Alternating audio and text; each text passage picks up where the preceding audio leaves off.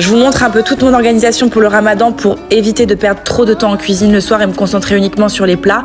Donc je commence par les sacs à soupe, j'émince coriandre, persil, ensuite oignon. Je mixe quelques tomates pour avoir la pulpe, c'est pas la saison je sais, mais pendant le ramadan je fais une exception sur les légumes de saison, je vous cache pas. Pareil, j'émince le céleri, là je vais diviser des morceaux de collier d'agneau, je mets environ 250-300 grammes par sachet. Tous mes ingrédients sont prêts et il n'y a plus qu'à les assembler dans mes petits sacs. Donc je mets la pulpe de tomate, les oignons, les céleris hachés, pois chiches, la viande et les herbes. Et je mets bien des étiquettes sur les sachets pour distinguer les soupes. Là j'ai fait 5 sachets, il faut savoir qu'une soupe ça me dure 3 jours. Il faut savoir que ces soupes là je les mange que les 2 premières semaines, ensuite on passe à d'autres sortes de soupes, je vous montrerai les recettes. Là on passe à la farce des briques, donc là j'ai fait des briques pour 1 mois. La farce commune des briques c'est des pommes de terre écrasées avec du persil, des oignons, sel, poivre, et ensuite j'ai fait une farce au poulet curry, une farce au bœuf cheddar. Quand le poulet était cuit, j'y ai rajouté du Saint-Moré. J'ai bien mélangé. Ensuite, j'ai fait une farce aux crevettes, c'est ma préférée. Je mets ça avec du carré frais et des herbes. Une farce au thon avec des capres et des olives. Et là, je prépare 100 briques. Donc oui, c'est un peu physique, mais là, je suis vraiment tranquille pour 1 mois. Je sais que je peux recevoir. Je sais que ça nous suffit si on n'est qu'à 3 avec mon mari et mon fils. Parce que de toute façon, c'est pas un repas complet en soi. À côté, je cuisine. Là, c'est juste pour m'avancer sur les petits détails quand je sais que voilà, j'ai envie de sortir une soupe et quelques briques. Le jour de toute cette préparation, j'avais quand même préparé une soupe pour vous montrer le résultat. On a mangé ça avec les briques au poulet curry. C'était vraiment trop bon et il me restait de la soupe du coup que j'avais cuisinée, que j'ai congelée dans des sachets pour les soirs où j'ai vraiment pas le temps, et voilà.